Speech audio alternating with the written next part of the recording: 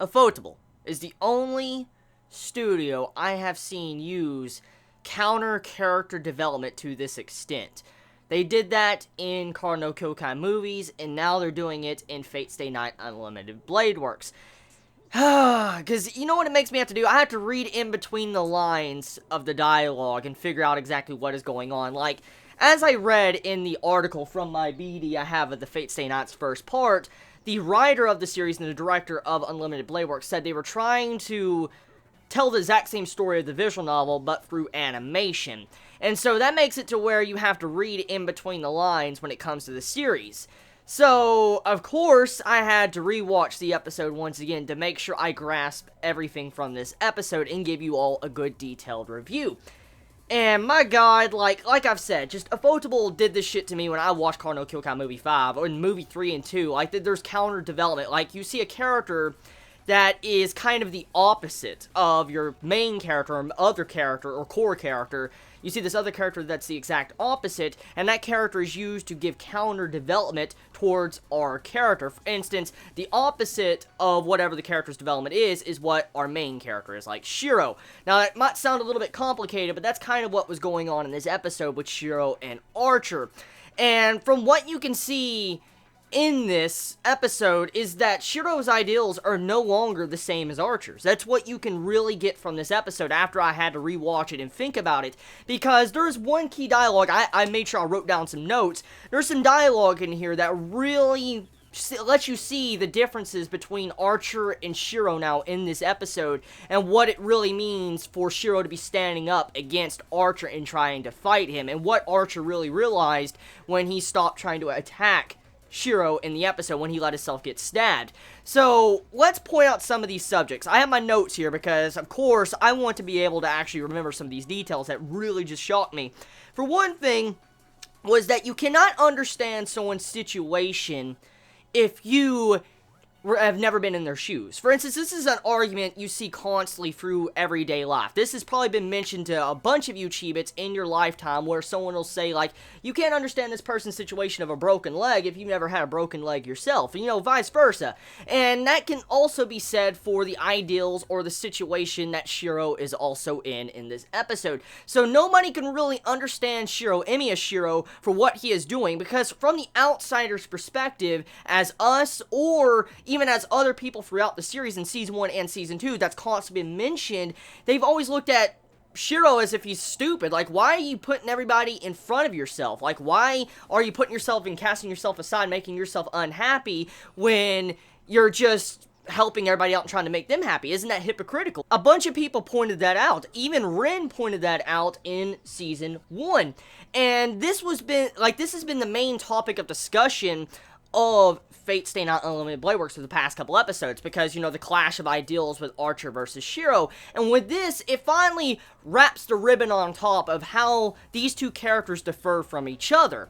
So, to get into the real point that you all are wanting to know, like, how are they different besides, you know, them, you know, I guess having slightly different ideals of what you said, Chibi, what makes them different is because, for one thing that's very obvious for a lot, which everybody should have keyed in on since the last episode, but I will mention it right now, is that Shiro is well aware of his possible future. He knows now that if he goes down a certain path, he will lead into Archer. He will lead into the sorry mess that is Archer, to where he looks back at his past self and wants to strike himself down. And that is a future that Shiro has to confront. And with him confronting this future, he now knows about it. So right then and there, the possibility of him becoming Archer is kind of almost completely thrown off the table. Because if you were to know your future, or your fate, pun intended, you would kind of try to change it, especially if you're in a situation like that. So, with that moment said, when Shiro figured out Archer was him, he decided to figure out a path to where he won't go down that path as Archer. He will continue striving to be a hero of justice, but he will take different steps to where he doesn't lead down that path. But that is not all that really differs Shiro from Archer. Let's explain this, why this is different characters right here. See, Archer realized and fully realized his ideals when he became the heroic spirit Emiya. He realized what he was, and he looked at his ideals, and he realized he became a killer, and he was trapped in his ideals, and his ideals drug him down and drowned him with what he was doing. And he didn't realize this until after his death, and after he became a heroic spirit. And then he realized what was going on after he finally realized his ideals were hypocritical. And he realized this himself. And with Shiro, this is different. See, Shiro has already confronted Archer and knows about this. He already knows what Archer's went through. But it's not just that. Shiro knows his ideals are hypocritical to begin with. See, he even goes out of his way to state in this episode, when he confronts Archer and you see the reality marble change and the background change and the scenery change, he's like, I know my ideals are hypocritical. I know I'm a fake. I know I'm a sham. I know all this. But isn't it beautiful to want to help out and make people happy? Isn't that very beautiful? And the way he said that, it's like this. It's like a character realizing that their ideals are like riddled with fucking holes and hypocrisy. That's what Shiro realized, and he knows. He fully realizes that, and this is what differs Archer from Emiya. See, Archer did not know this. He did not know his ideals were hypocritical until he already fell onto his face and he was dragged down by his ideals. So this is what differs these two characters. See, Shiro has fully realized that he has hypocritical ideals. And so what made Archer fall into the mess he is will not cause Shiro to fall into the mess he is. Because as I've said, the main cause of Archer's downfall of what he is in now is because after realizing how hypocritical his ideals were after death. But Shiro's already realized this. So the same exact issue that drug down Archer will not drag him down. So that right there in of itself, two totally different characters. There. Said, done. Said, fucking done. I can't make it any more obvious to anybody. That said and done. Two different characters.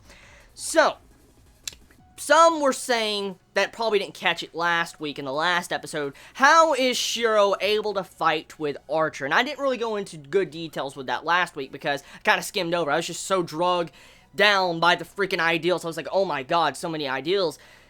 The reason why, if some of you missed it in last week's episode, Shiro, every time he strikes blades with Archer, he's using like this ancient Magecraft to where he's able to take on the skills and assets of Archer into himself and use it. And you're probably thinking like, whoa, whoa, whoa, that sounds like a bunch of bullshit. See, as Archer said, it's been in folklore and myth that if two people like from the same timeline, or it's two people that are the same, let's say Archer and Emiya, they both, if they were to interact and clash swords, they would learn from each other. And so, it makes a lot of sense in that type of regard. So, Shiro kind of getting stronger as the fights progresses on makes a lot of sense. And then, I know some are going to bring up, okay, so why the fuck is Archer not using his bow and arrow? Like, why is he not just shooting his bow, backing up, fighting at, Emiya and trying to kill his ass from a distance? I know some are going to mention that, and there's a very, very good reason. And this goes back to reading in between the lines of this episode and, the counter development. For one thing, Archer states, like, why am I playing fair? Why am I fighting this dude fair? Why am I fighting Emiya fair? Like, he asked this question, and he's like, if I back up now, I could finish him. I could just finish him instantly. And then he realizes why he can't. He says, I feel like I would lose if I was to do that. Because that would be like Archer running away from his self. See, Archer was already starting to realize what deferred Emiya from himself in that moment. He realized what really was the difference here. See, Archer knew if he would have backed off, he would have realized that Shiro was correct. And then Shiro would have realized that in of itself too. So he didn't want to back off because it would actually be accepting defeat. That he cannot best his younger counterpart and prove that he is right. That's one way to take it. And then another way to also take that too, when in the act of doing that, Shiro was getting stronger and stronger for the clashes of swords. And so you can lead it to where Shiro eventually got to the level of Archer. So at the end of this episode, you can take it as if Shiro is at the level of the heroic spirit Emiya. That's what you can take this episode as. So Shiro is now at that level. He is at that level of a heroic spirit archer. So now that that's clarified, I think I've covered everything I needed to do. The reality marble, that, I don't know how to feel about that, because that's never really been officially explained in the anime version. I know it's like a vision or a person's, you know, ideals and different things, like their way of life, how they lived. I don't know the exact description of the reality marble, so forgive me for that. But the thing is, Shiro being able to manipulate the reality marble in this episode, I personally think it does make sense. Because, see, at the end of the day, even though they're two different characters and two different personalities, if you get my drift, and two different ideals, they kind of still are the same person. I know at the first part of this video, I've been telling how they're two different characters, but they're still, you know what I'm getting at. And so for Shiro to be able to manipulate the reality marble and change it into his, it makes sense, it does, but it's just take it as you leave it. So, let's move past that. I think I have made it quite obvious with that part of this episode. So, we come to find out more about the grail in this episode, which was quite fucking scary. Oh my god, dude, the fucking grail. Okay, so, the grail has been tainted. That is what we come to find out in this episode. The grail has been tainted. It's evil and corrupt. And here's the thing. With that as regard, it could be necessarily a portal to hell, or a gateway to hell. And Gilgamesh's motive is finally revealed in this episode. His motive is that humanity has made a grave sin. One of the greatest sins of humanity. Drugged down the Holy Grail and corrupted it for their own greedy desires. And the Grail is like a gateway to hell, where it sends and spews out billions upon billions of curses, according to Gil. And he wants to make an ideal world. For instance, he wants to eradicate humanity because of this great and grave sin. There's too many. He even goes along the lines of saying, like, yes, his time in this world is very fun and enjoyable, but humanity is nothing but mongrels and terrible because of what the sins they have committed. They're like beyond redemption. And what goes into this fact is, he's like, if humanity gets killed off by these billions of curses, the flames of the Grail, or hell itself, then they're not worthy of being alive. They're just mongrels. But he is willing to serve the people that survives and lives inside of that hell. So, Gil, from what you can get, is that he wants a perfect world, or not really a perfect world. He wants a world where people are willing to live inside of that sin and realize what they have committed. That's a proper analogy, not a perfect world. He wants to have people realize the sin they've committed, humanity has committed, and then rule over them. So that's about it. I mean, oh yeah, Shinji. Oh my god, the Shinji scene. Okay, so Shinji, obviously, he became the vessel for the Grail, judging by the dialogue at the end. And it makes sense, because the thing that popped up in this episode, like the heartbeat thing, that was obviously Ilya's heart. And as we know, Ilya was the vessel for the Grail. And so, with that, it had it to where Shinji became the Grail. And poor Shinji, man, he had a death worse than death. Like, oh my god, dude, he fucking...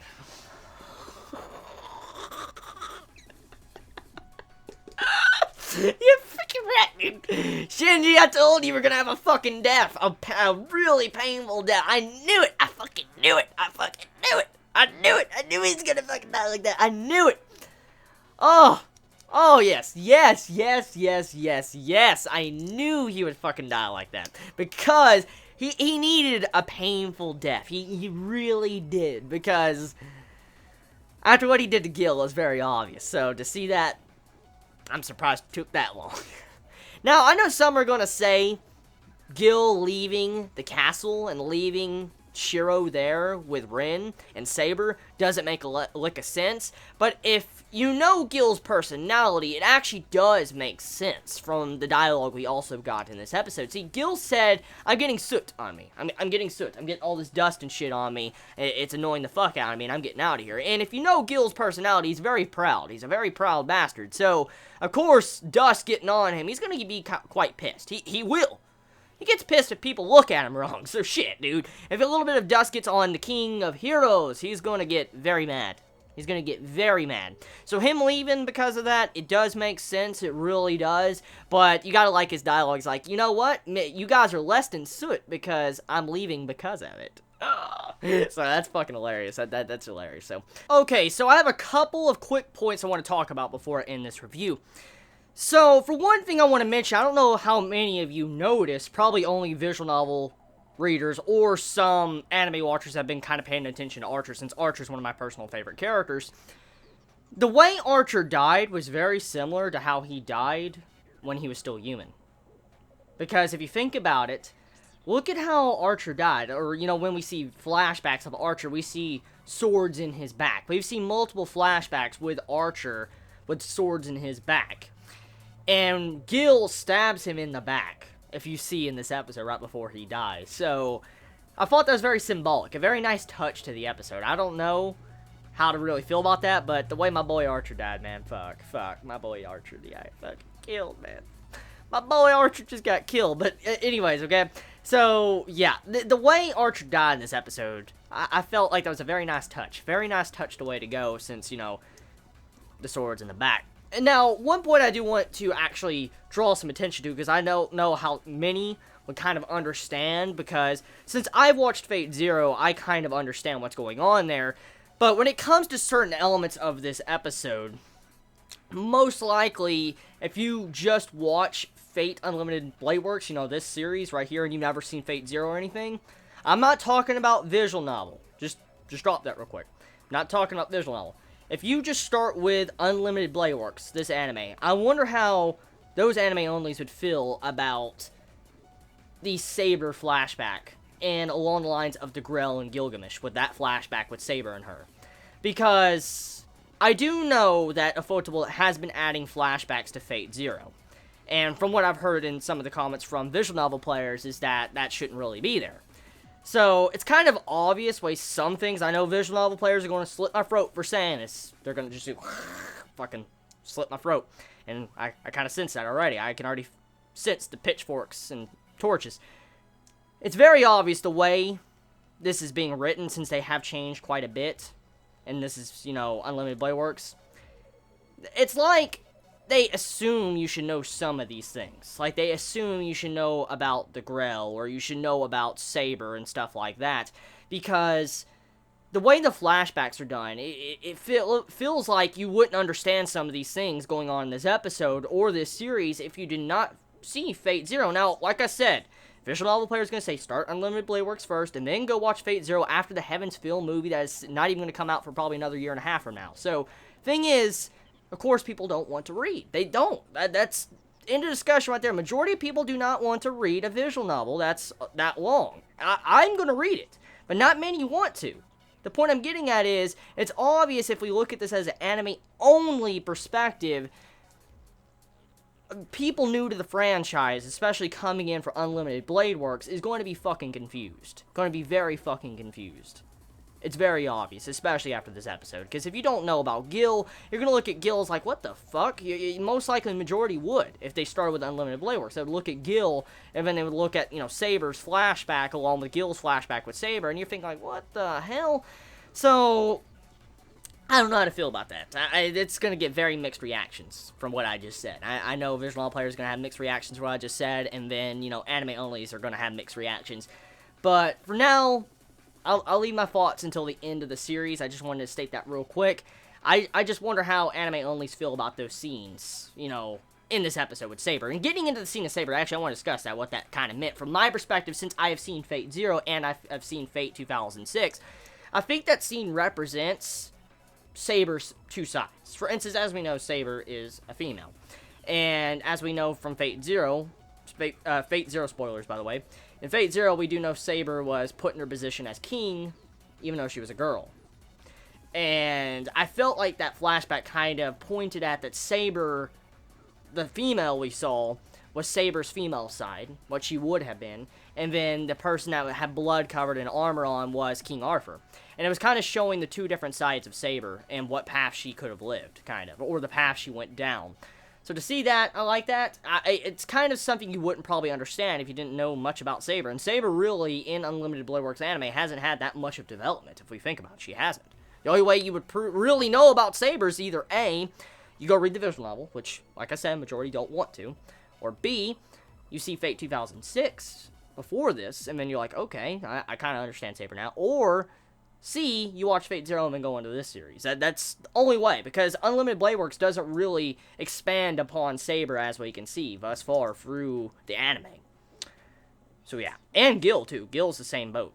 That's about it. I mean, I think I've covered everything. I think I made it incredibly obvious, the certain themes in this episode. Visual novel players will most likely disagree with me for certain things, which is obvious, but that it happens, and if I'm wrong, please correct me. But fucking amazing. As an anime only, I'm liking the themes, I'm liking the counter development, I like seeing Shiro and Archer as different characters and getting to see the display of the different ideals of them. So yeah, tell me your thoughts. I love you all so much. You have a wonderful day or night wherever you live. Please be safe. Chibi out.